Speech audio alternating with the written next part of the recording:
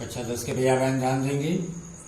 आपको आज भी मैं लीनियर इक्वेशन के प्रश्नावली 3.4 के 2 क्वेश्चन बताने जा रहा हूं। समझें इन प्रश्नों को कैसे सॉल्व किया गया। तो इसमें प्रश्न में आपको दिया गया है कि 2 कारें हैं जो बिंदु ए और बी से चलती हैं। 9 घंटे बाद एक बार वो कहीं और मिलती हैं जब एक ही दिशा में जाती हैं, और 9 से 7 घंटे बाद विपरीत दिशाओं में चलने पर परस्पर मिलती हैं। अब इस दशा में आपको निकालना है दोनों कारों की चालें क्या है। समझिएगा। मान लेते हैं कि कार ए की चाल x किलोमीटर प्रति घंटा है और कार बी की चाल y किलोमीटर प्रति घंटा है। यहां तक मान लिया। अब ध्यान दें, जब एक ही दिशा में दोनों कारें चलेंगी तो निश्चित है कि ए और बी बिंदु से निकलकर किसी अन्य बिंदु सी पर मिलेंगी जो ए बी रेखा पर तो स्थित होगा, लेकिन ए बी के बीच में कहीं स्थित नहीं होगा। और इसी चीज को समझिए। तो 9 घंटे में एक्स कार, पहली कार कितनी दूरी चलेगी 9x, दूसरी 9y। और ऐसी दशा में दोनों का अंतर किसके बराबर हो जाएगा, दी गई दूरी के, अर्थात 90 किलोमीटर के।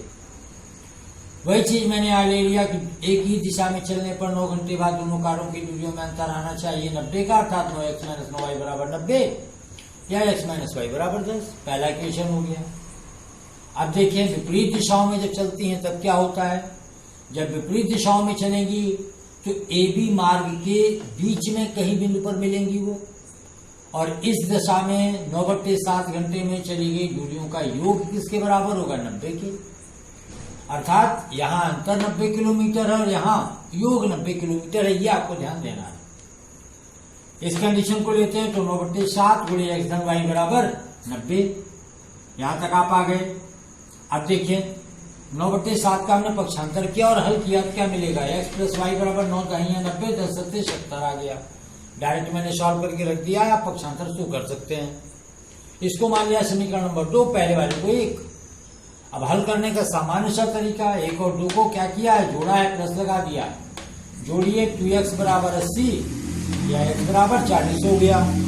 अब इसके बाद 1 और 2 का अंतर ले रहे हैं, 2 में से 1 को घटाते हैं तो 2y बराबर 70 - 10 का आ गया 60, अतः y बराबर 30। इस प्रकार हम कह सकते हैं कि बिंदु ए से चलने वाली कार की चाल 40 किलोमीटर प्रति घंटा और 20 चलने वाले कार की चाल 30 किलोमीटर प्रति घंटा है। क्वेश्चन नंबर 27 देखें।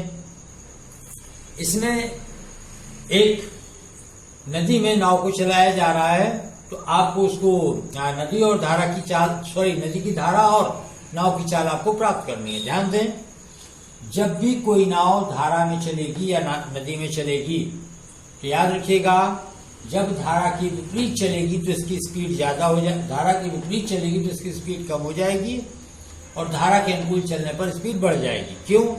क्योंकि जब अनुकूल चलेगी तो धारा उसको बाहर ले जाएगी, और जब प्रतिकूल चलेगी तो धारा उसके गति को कम कर देगी। अब इस सिद्धांत पर यदि हम चलें तो शांत जल में नाव की चाल मान ली x और धारा की चाल मान ली y।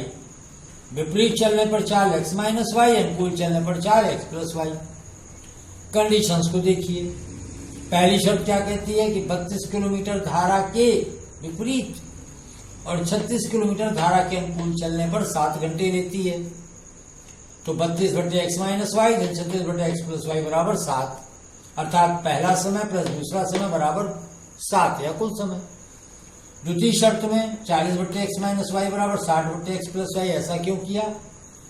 क्योंकि ध्यान दीजिएगा 40 किलोमीटर जाने में उतना ही समय 40 किलोमीटर धारा के विपरीत जाने में नाव को उतना ही समय लगता है जितना कि धारा के अनुकूल 60 किलोमीटर जाने में। ये कथन में दिया है। यहां हमने 20 से इसको कैंसिल कर दिया, दोनों नंबर्स को। 2/x - y बराबर 3/x + y, समीकरण नंबर 2। अब क्या करेंगे, यहाँ 1/x - y 1/x + y यही पद है, दोनों को हमने a और b मान लिया। पहला इक्वेशन 32a धन 36b बराबर 7, दूसरा 2a बराबर 3b रिप्लेस कर लिया है। अब क्या किया, 4 से b का मान निकालते हैं तो आएगा 2/3a, और इसको उठा करके समीकरण 3 में डाल दिया तो 32a धन 36b की जगह डाल दिया 2a/3 बराबर 7, या यहां हो जाएगा 32a धन 24 है बराबर 7, यहाँ 3 से भाग दो 12, 12 गुना 24 से 32 और 24 कितना हो गया 56 है बराबर 7। अतः ए का मान क्या आ गया 7/56 या 1/8 आ गया। इसी ए के मान को उठा करके हमने समीकरण 5 में डाल दिया, तो b बराबर 2a/3, तो b बराबर 2/3 है, 2/3 ए की वैल्यू डाल दी और सॉल्व कर दिया, b बराबर 1/12 आ गया।